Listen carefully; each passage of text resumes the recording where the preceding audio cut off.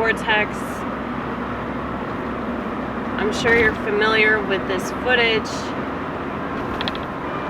You probably know that we just left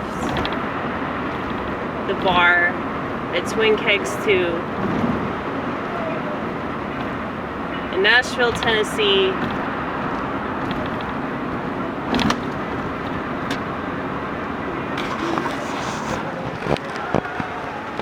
If you're not familiar,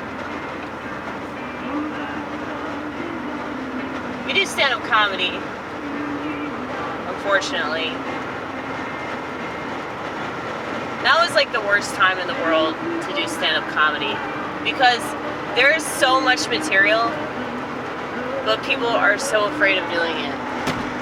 And they're afraid of doing it because of politically correct garbage, untalented people, that are overly sensitive candy asses. They get offended by everything, okay? It's just made comedy not so much fun. You see that building? That like rainbow building? What the fuck is that shit?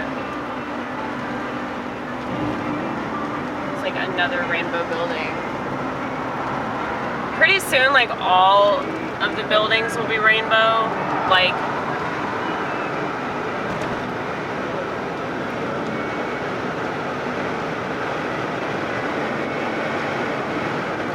it wouldn't surprise me if that's like a requirement to make any new architecture.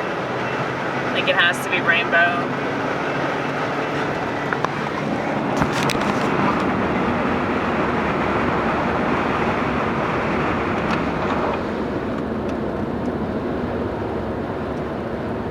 No, but I've been doing stand-up for the past 6 years. On and off. It's a really depressing thing to do. I'm sure that every art form is depressing now, because you have to deal with a bunch of people that don't really care. And then like all those people are really competitive for no fucking reason. And you have nights like tonight where like suicide is frowned upon in our society, but it really doesn't make any sense to me anyway, because it just seems like most people aren't even alive. And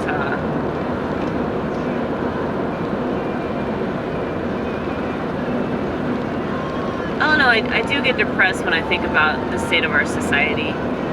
But I'm not depressed because of me, you know. I used to be depressed because of you know, not being where I wanted to be in my life. But just the fact that I continue to do stand up when I feel like shit about it, continuing to do something in spite of how you feel about it, just trusting the process of, you know, hopefully the eventual outcome that's in your mind. That oasis that you're dreaming about.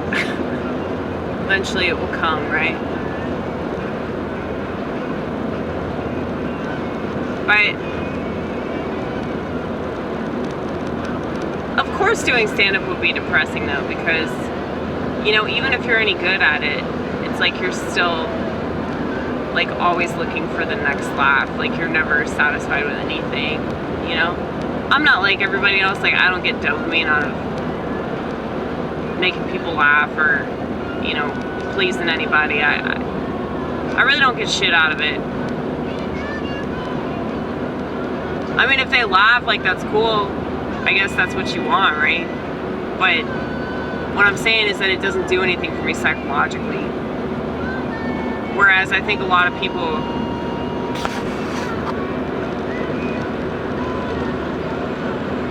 they don't do things that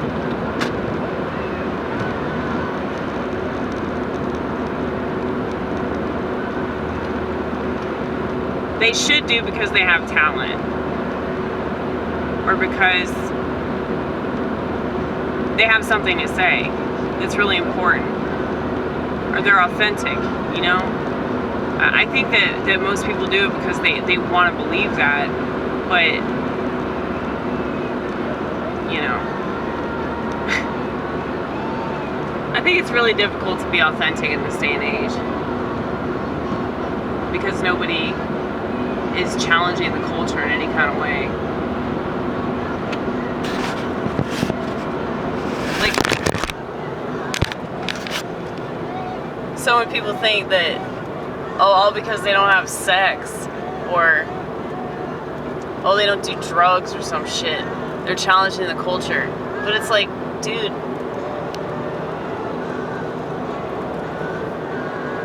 I don't know why I keep reiterating this. Nobody's gonna fucking listen to me.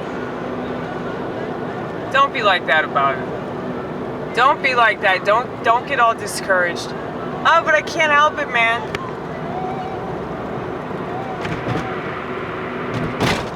You have any idea how many people have told me that? They're like, dude, this is a lost cause. Like, it doesn't matter. It doesn't matter. Nobody's gonna get rid of their smartphone, Amy. Come on now.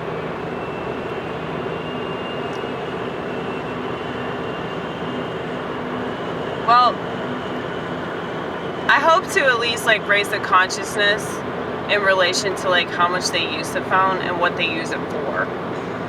Because if you're using the phone to get from place to place or whatever, I can't really fault you for being pragmatic or whatever. But if you're doing it because you, like, if you're doing the things that you do because you don't have any self-confidence, like, you really need to work that shit out, man. But I guess that's true of everything, you know? Like, a lot of people go to the gym because they don't have any self-confidence. And it really doesn't matter, like, how much they can lift or how much weight they lose. I mean, it won't be enough. Like, I'm not saying don't better yourself, but what I'm saying is that, like, people need to have realistic goals. And I don't think that they do.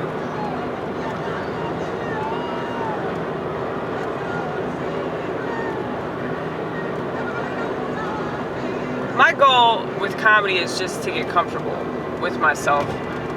Like, get comfortable with the fact that people don't agree with me or they don't like me. I mean, I've already been used to that, but it's a completely different experience on stage. But like, every comic talks about genitals and sex and porn and all that. It's like they just go on and on and on about it.